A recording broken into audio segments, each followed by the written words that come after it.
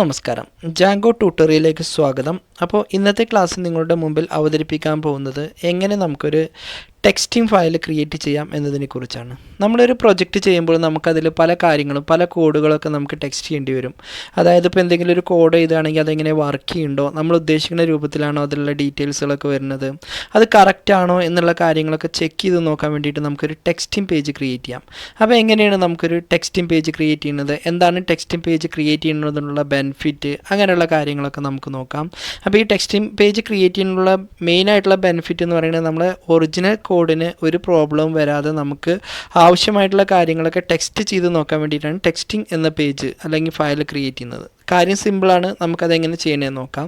അപ്പോൾ ആദ്യം തന്നെ നിങ്ങളിവിടെ വന്ന് ടെംപ്ലേറ്റ്സിൽ പോയിട്ട് ഒരു ഫയൽ ക്രിയേറ്റ് ചെയ്യാം. അപ്പോൾ ഞാനിവിടെ ജസ്റ്റ് ഇൻഡെക്സ് എന്നുള്ളൊരു ഫയലാണ്, അതിൻ്റെ കൂടെ ഞാനിവിടെ വന്ന് ടെക്സ്റ്റിംഗ് എന്ന പേരിലൊരു ഫയൽ കൂടി ക്രിയേറ്റ് ചെയ്യണം. അല്ലെങ്കിൽ ടെംപ്ലേറ്റ്സ് എന്നോ എന്തെങ്കിലും ഒരു പേരിൽ ഞാനൊരു ഫയൽ ക്രിയേറ്റ് ചെയ്യാം. ഞാനിതിൻ്റെ പേര് texting.html എന്ന് ചേർത്തു.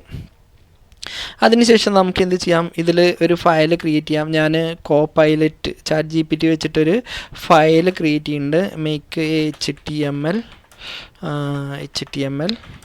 ടെക്സ്റ്റിംഗ് പേജ് എന്ന് ഞാനിവിടെ ചേർത്ത് കൊടുക്കുന്നുണ്ട്.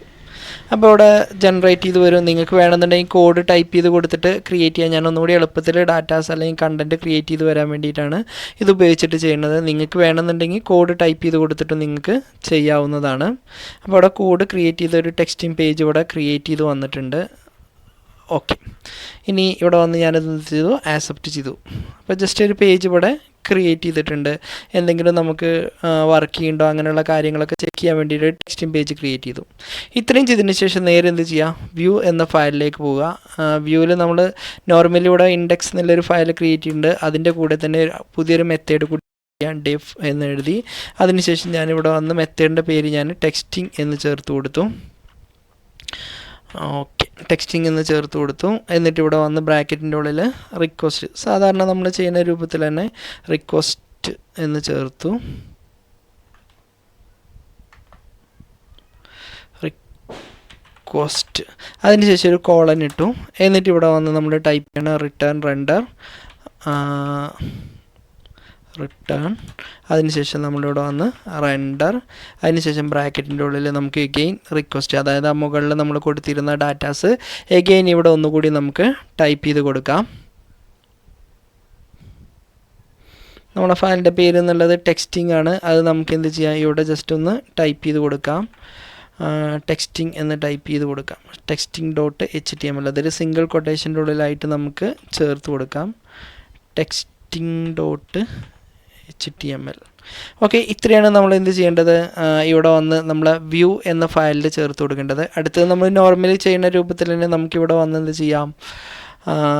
ഓക്കെ, അപ്പോൾ നമുക്കിവിടെ വന്ന് ജസ്റ്റ് ടെസ്റ്റ് എന്ന് എഴുതിയിട്ടുണ്ട്. ഇവിടെ നമ്മളിവിടെ വ്യൂവിൽ കൊടുത്ത ആ ഫയലിൻ്റെ പേര് ടെക്സ്റ്റിംഗ് എന്നില്ല, ആ ഫംഗ്ഷൻ്റെ പേര് നമ്മളിവിടെ ഇതിൻ്റെ ഉള്ളിൽ ഇവിടെ മെൻഷൻ ചെയ്തിട്ടുണ്ട്. പിന്നെ നമ്മൾ ഇതിനൊരു പേര് ടെക്സ്റ്റിംഗ് എന്ന് ചേർത്ത് കൊടുത്തു. ഇത്രയും ചെയ്തതിന് ശേഷം നമുക്കിതൊന്ന് റൺ ചെയ്യിപ്പിക്കാം. അപ്പോൾ ഇവിടെ വന്ന് ഞാൻ ജസ്റ്റ് എന്ത് ചെയ്യുന്നത്, ടെസ്റ്റ് എന്ന് ചേർത്തു. ഇതിൽ ക്ലിക്ക് ചെയ്യുമ്പോൾ നമുക്ക് ജസ്റ്റ് ആ അലർട്ട് ബോക്സ് ഒക്കെ നമുക്കിവിടെ ഡിസ്പ്ലേ ചെയ്ത് വരുന്നുണ്ട്.